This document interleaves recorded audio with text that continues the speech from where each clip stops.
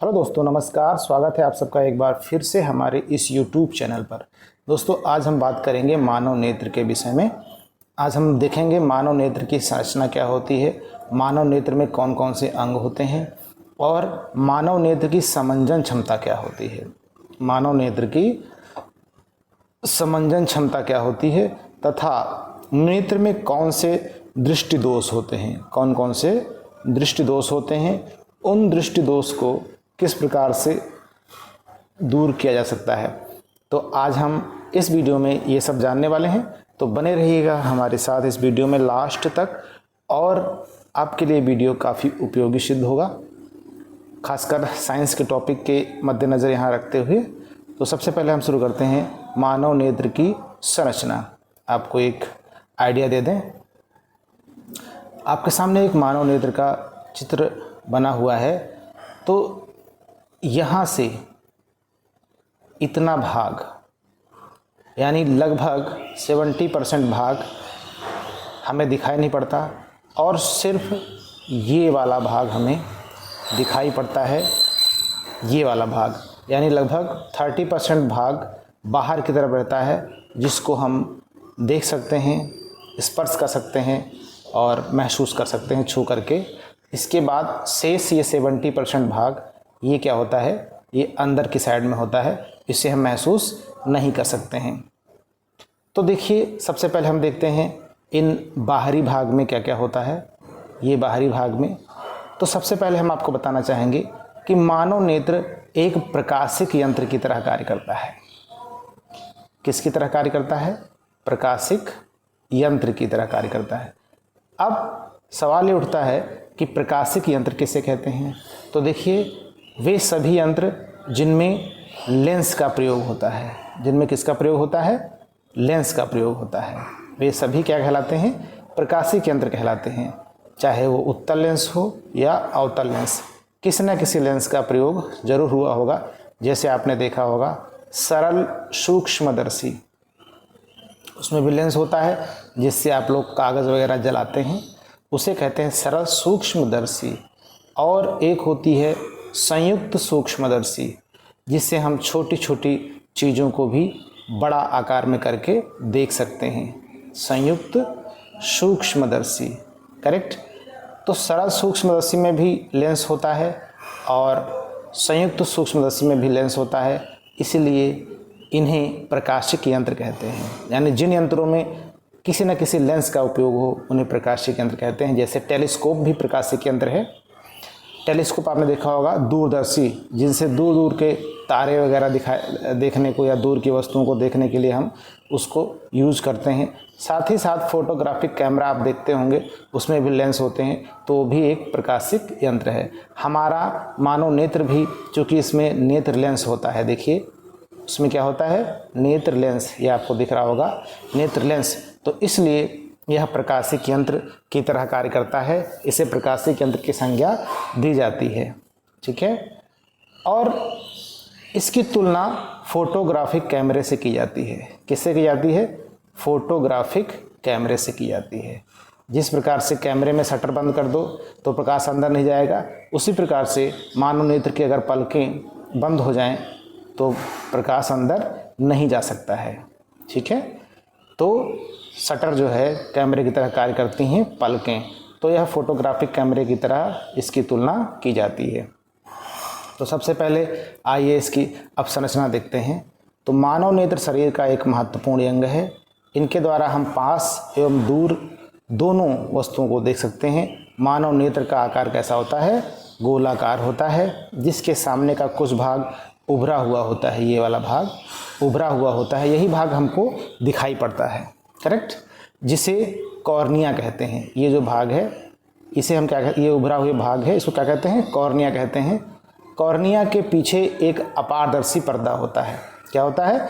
एक अपारदर्शी पर्दा होता है, जिसे आइरिस कहते हैं। आप देख सकते हैं यहाँ पे, ठीक है। ये कॉर्निया है बाहर का और इसके अंदर एक अपारदर्शी पर्दा है इस तरह से, यानी जो प्रकाश है वो चारों तरफ से अंदर ना जा पाए, इसलिए यह अपारदर्शी पर्दा होता है, जिसे हम क्या कहते हैं? आइरिस कहते हैं। ठीक है। आइरिस के मध्य में, इसी आइरिस के, ये जो आप देख रहे हो ये आइरिस है, करेक्ट, अपारदर्शी काला काला पर्दा है, इसके बीच में एक खाली स्थान होता है, ये वाला आप देख रहे हैं, ये वाला खाली स्थान है, इसे पुतली कहते हैं। क्या कहते हैं? पुतली कहते हैं। पुतली या नेत्र तारा भी कहते हैं। इसी की सहायता से प्रकाश अंदर को जाता है, इसी की सहायता से, सिर्फ पुतली की सहायता से। और आइरिस इधर उधर से ना प्रकाश जा पाए, इसको आइरिस रोक लेता है, करेक्ट। तो आइरिस के बीच में एक खाली स्थान होता है जिसे क्या कहते हैं? पुतली कहते हैं। और पुतली से ही प्रकाश अंदर जाता है। आप अपनी आंखों में देख रहे होंगे, हमारी आंख के चारों तरफ आपको सफ़ेद कलर का दिखाई पड़ रहा होगा, है ना, सफ़ेद कलर का दिखाई पड़ रहा होगा। उसके बीच में एक काला भाग दिखाई पड़ रहा होगा, काले के बीच में भी एक काला भाग दिखाई पड़ रहा होगा, वो पुतली है। वो क्या है? पुतली या नेत्र तारा। जो प्रकाश है सिर्फ यहीं से अंदर जाता है, इसी पुतली से, बाकी कहीं से अंदर नहीं जा सकता। ठीक है, बात समझ में आ रही है? पेशियों की सहायता से, और पुतली की खास बात है, अगर ज़्यादा प्रकाश होगा तो इसके जो पेशियां लगी होती हैं आसपास, वो पुतली को सिकोड़ देंगी ताकि कम प्रकाश अंदर जाए। अगर प्रकाश कम है, प्रकाश की ज़्यादा आवश्यकता है, तो ये शिथिल हो जाएंगी, फैल जाएंगी ताकि ज़्यादा प्रकाश अंदर जा सके। पेशियों की सहायता से इसका आकार स्वतः अधिक प्रकाश में छोटा तथा अंधेरे में बड़ा हो जाता है, जिसके पीछे बड़ा हो जाता है। जैसे कभी आप अंधेरे कमरे में जाएं तो आपको आंख बड़ी करके देखनी पड़ती हैं, जिससे कि हमारा जो है अधिक से अधिक प्रकाश अंदर जा सके। और धूप में आपकी आंख क्या हो जाती है? सिकुड़ जाती हैं। आंख के साथ साथ पुतली भी सिकुड़ जाती है ताकि कम से कम प्रकाश जा सके, जितना आवश्यक हो उतना प्रकाश अंदर जा सके। ठीक है, तो देखिए, सबसे पहले आपने देखा क्या? कार्निया देखा, ये वाला। फिर आपने देखा आइरिस, ये अपारदर्शी होता है, ये वाला। उसके बाद आपने देखा बीच में पुतली देखा। अब देखिए, पुतली के जस्ट पीछे ये गोल गोल आपको इस तरह का बना हुआ एक लेंस दिख रहा है ना? इसे क्या कहते हैं? नेत्र लेंस कहते हैं। जब पुतली से प्रकाश अंदर जाता है तो नेत्र लेंस से ही आगे बढ़ता है, नेत्र लेंस से ही गुजरता है। ठीक है, नेत्र लेंस से ही प्रकाश अंदर गुजरता है, करेक्ट। इस प्रकार से देखिए, ये अंदर प्रकाश गया, और ये जो लेंस है ये उत्तल लेंस है, तो प्रकाश को अंदर अपसरित कर देगा, अंदर की ओर मोड़ देगा। और ये प्रकाश अंदर गया तो ये लेंस जो है इसको अक्ष की ओर मोड़ देगा। और ये किरणें कहाँ मिलेंगी? इधर पीछे एक पार्ट है रेटिना, ये पर्दा है, ये क्या है? रेटिना। ठीक है, तो रेटिना पर, ये देखिए रेटिना सामने लिखा हुआ है, ये रेटिना, ये पूरा पर्दा है, यहीं पे वस्तु का प्रतिबिंब बनता है ना। सामने मान लीजिए ये कोई वस्तु है AB, ठीक है। इस वस्तु से प्रकाश किरणें पुतली के माध्यम से अंदर जाएंगी और इस लेंस के द्वारा क्या हो जाती हैं?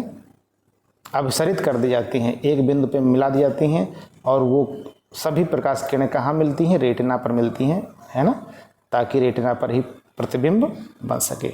आगे चलते हैं, ठीक है। इसके पीछे उत्तल लेंस की आकृति का एक संरचना होती है जिसे नेत्र लेंस कहते हैं, जैसे अभी आपने देखा, ठीक है।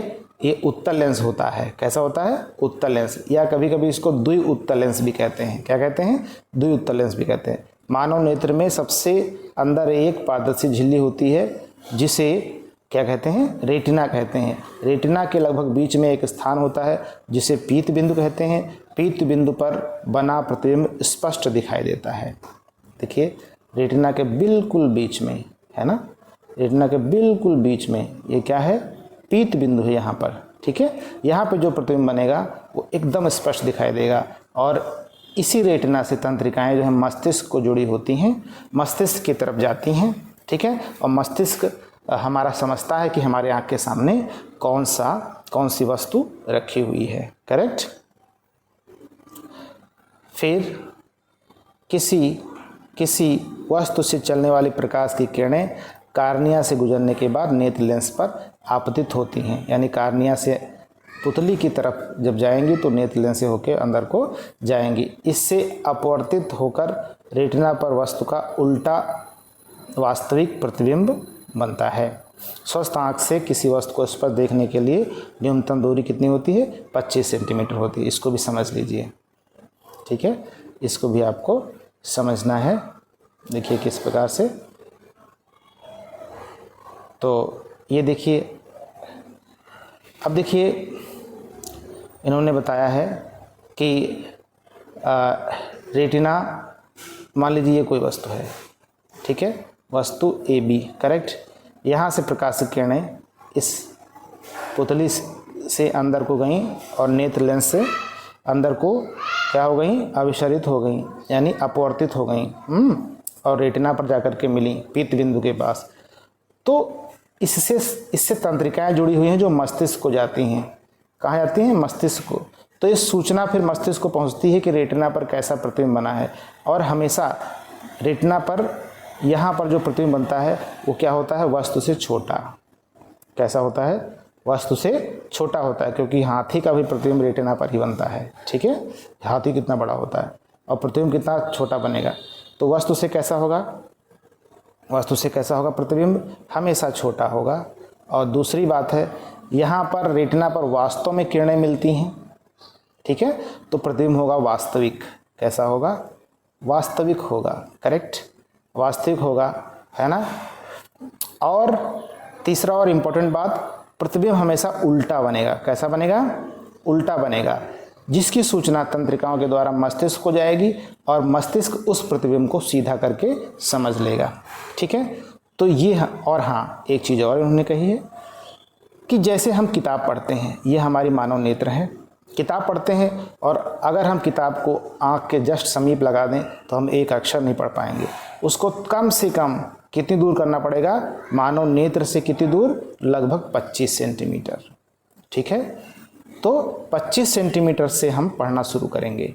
अगर किताब की दूरी 25 सेंटीमीटर से कम है तो हम उस किताब को स्पष्ट नहीं पढ़ पाएंगे। तो इस 25 सेंटीमीटर को कहते हैं निकट बिंदु। क्या कहते हैं? निकट बिंदु। मानव नेत्र का निकट बिंदु 25 सेंटीमीटर पर स्थित होता है, और फिर 25 सेंटीमीटर आगे हम सब कुछ देख सकते हैं स्पष्ट रूप से। कहाँ तक? अनंत तक। हम अंतरिक्ष के तारे भी देख लेते हैं, तो अनंत तक हम देख पाते हैं। तो इस 25 सेंटीमीटर और अनंत के बीच में कोई भी वस्तु रखी होगी उसको हम स्पष्ट देख पाएंगे। इस दूरी को बोलते हैं दृष्टिपरास। क्या बोलते हैं? दृष्टिपरास बोलते हैं, करेक्ट, दृष्टिपरास बोलेंगे, ठीक है। अब हम बात करते हैं दृष्टि दोष की। किसकी बात करते हैं? दृष्टि दोष की। तो दृष्टि दोष किसे कहते हैं? देखिए, जब कभी स्वस्थ नेत्र में देखने में दिक्कत हो जाए, यानी पास की वस्तु स्पष्ट ना दिखें, यानी 25 सेंटीमीटर से आगे की वस्तु भी स्पष्ट ना दिखें, या 25 सेंटीमीटर पर रखी वस्तु स्पष्ट ना दिखे, है ना, तो हम समझेंगे हमारे नेत्र में कोई दोष है। या फिर अनंत पे रखी हुई वस्तु स्पष्ट ना दिखे, यानी दूर की वस्तु स्पष्ट ना दिखे, तो हम ये कहेंगे हमारी आँख में कोई दृष्टि दोष है। यानी दोनों स्थितियों में ही दृष्टि दोष होना संभव है। देखिए कह रहे हैं, जब मानव नेत्र के सामने स्पष्ट दृष्टि की न्यूनतम दूरी 25 सेंटीमीटर पर रखी वस्तु साफ साफ दिखाई नहीं देती है तो इसे दृष्टि दोष कहते हैं। यह 2 प्रकार का होता है, ठीक है। नंबर 1, निकट दृष्टि दोष। कैसा होता है? निकट दृष्टि दोष। निकट दृष्टि दोष में क्या होता है? कुछ व्यक्तियों के नेत्र लेंस बहुत अधिक वक्र हो जाते हैं। ये जो लेंस की बात होती है, ये जो अंदर लेंस होता है, ये बहुत ज़्यादा गोल हो जाते हैं, वक्र हो जाते हैं, जिसके कारण लेंस की फोकस दूरी कम हो जाती है। ऐसी दशा में दूर स्थित वस्तु का प्रतिबिंब रेटिना पर न बनकर उससे पहले बन जाता है। ये देखिए, ये रेटिना पर नहीं बना है, ये उससे पहले बन गया है। फलस्वरूप दूर स्थित वस्तु साफ दिखाई नहीं देती। इस प्रकार के दृष्टि दोष को निकट दृष्टि दोष कहते हैं। देखिए सरल भाषा में इसको समझते हैं, उल्टा होता है। निकट दृष्टि दोष में क्या होता है? निकट की वस्तु साफ दिखाई देती है परंतु दूर की वस्तु साफ दिखाई नहीं देती, ठीक है। इसको दूर करने के लिए क्या करना पड़ेगा? निकट दृष्टि दोष को दूर करने के लिए क्या करना पड़ेगा हमें? रोगी के चश्मे में फिर हमको लेंस लगाने पड़ेंगे। ये चश्मा है, चश्मे में हम अवतल लेंस लगा देंगे। कौन सा लेंस लगाएंगे? अवतल लेंस। जब निकट दृष्टि दोष होगा तो अवतल लेंस लगाएंगे। अवतल लेंस का काम है अपसरित करना, यानी अवतल लेंस से जब कभी प्रकाश किरणें गुजरेंगी तो ऑटोमेटिक बाहर की ओर फैलेंगी, है ना। और फिर ये लेंसें जब पड़ेंगी तो ठीक जो है कहाँ पे मिलेंगी, रेटिना पे जाके मिलेंगी। तो अवतल लेंस को निवारण करने के लिए निकट दृष्टि दोष को निवारण करने के लिए अवतल लेंस का उपयोग किया जाता है। करेक्ट। आगे देखते हैं दूर दृष्टि दोष। दूर दृष्टि दोष में उल्टा होता है, दूर की वस्तुएं तो साफ दिखाई देती हैं, ठीक है, दूर की वस्तुएं तो साफ दिखाई देती हैं परंतु निकट की वस्तुएं साफ दिखाई नहीं देती। होता क्या है, प्रतिबिंब रेटिना पर ना बन करके रेटिना से कहाँ बनता है, दूर बनता है, इसलिए इसको दूर दृष्टि दोष कहते हैं। परंतु दूर की वस्तुएं उल्टा होता है, दूर की वस्तुएं साफ दिखाई देती हैं और निकट की वस्तुएं साफ दिखाई नहीं देती हैं। इसके निवारण करने के लिए क्या करना पड़ता है, रोगी के चश्मे में अवतल लेंस का इस्तेमाल किया जाता है। उत्तल लेंस का इस्तेमाल किया जाता है। ये उत्तल लेंस है। तो दूर दृष्टि दोष को दूर करने के लिए रोगी के चश्मे में क्या है, उत्तल लेंस का इस्तेमाल किया जाता है। ठीक है, देखिए जब उत्तल लेंस का इस्तेमाल हो जाएगा तो किरणें क्या हो जाएंगी, ऑटोमेटिक पहले ही जो है अभिसरित हो जाएंगी, है ना, ताकि जो नेत्र लेंस है उसको कम काम करना पड़ेगा और ठीक रेटिना पर मिलेंगी। दूर ना मिल के कहाँ मिलेंगी, रेटिना पर ही किरणें सभी मिल जाएंगी और रेटिना पर ही स्पष्ट प्रतिबिंब बन जाएगा।